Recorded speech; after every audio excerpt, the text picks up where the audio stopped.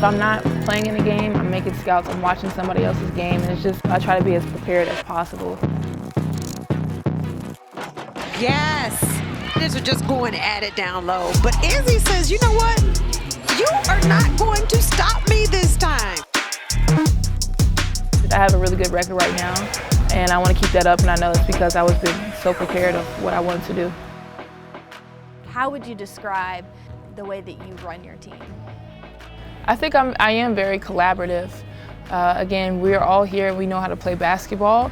I think the only difference is I get the collaboration and then I'm leading the pack on what's going on. But I do, appreciate people's insight for the game. And I've heard a lot of people that come to my team, they feel, they're able to do that and also kind of show leadership in their own ways.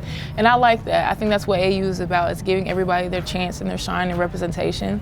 So for Team Harrison, if you got something to say and it's positive, I'm all ears. I want to know what's going on. What was it that you wanted to get done today, especially coming off of a tough loss that was close right there at the end? Like, those are the ones that they hang on to you. Yeah, you lose sleep over those. Yeah, for sure.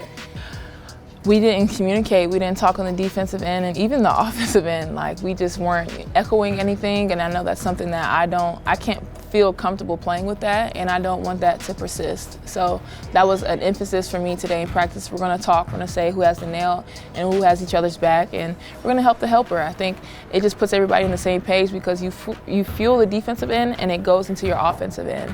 And I feel like we kind of lacked that yesterday. Obviously, Team Cloud did a good job just bringing energy from the get-go, but I do feel like, there was things that we could have controlled to kind of, change the outcome of the game. When you look at the game on Wednesday, like rebounds, turnovers, and steals, like they're right there together. It's like one or two that's a difference between each team. So when you look at a game like that in the stat line, you can't really see like, okay, why did this team win or why did this team lose? Like, what do you reflect on from Wednesday that you're going to try and take into, Friday and Saturday? When it's evenly matched like that, I think it just comes down to 1-2.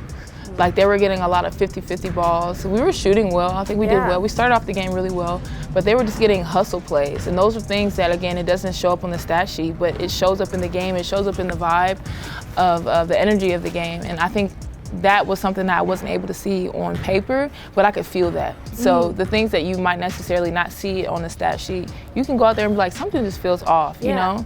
And you just compare that energy to one another, and it's black and white after a period. And again, it came down really close in that fourth quarter, but we could have controlled it 39 minutes before that, So that's something just to keep in mind to go in for the rest of this week. Yeah, definitely. Has this stretched you as a basketball player? Like, do you feel like, in what ways? I feel like my basketball IQ was already there, but it's just like implementing it as well during in-game situations, like being on top of it at all times. I've never really had to do that. I always kind of relied on my point guard or my coach to kind of lead the pack, but now I'm the one that's doing it. And I think that's the hardest part, because you also, again, you have to think about substitutions, what defense you're going to run, what plays you want, if you have to make any adjustments on defense again. So it's a lot to think about, but you can't do everything on your own. And I think I'm humble enough to admit that, like, I do need help from, my vets, my team, my facilitator, and I think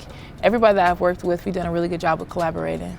When you come away from this experience, as a captain and being a part of AU, like, what are the ways that you're going to be thankful that you were really challenged? I'm going to be thankful for each week it was a new challenge. I could stay with the same team week per week and really get settled in that, but that's not basketball, and that's not really life. You're always going to be in a point where you're going to have to learn how to pivot and adjust to what's around you, and AU doesn't give me the chance to be comfortable. I get thrown into a draft every week, and I have to choose players that I feel like are going to be the best, but they also get to choose too, so it's always going to be a mix. So I'm thankful that AU has put me into a leadership position, a GM position, and really stretching my basketball life and career.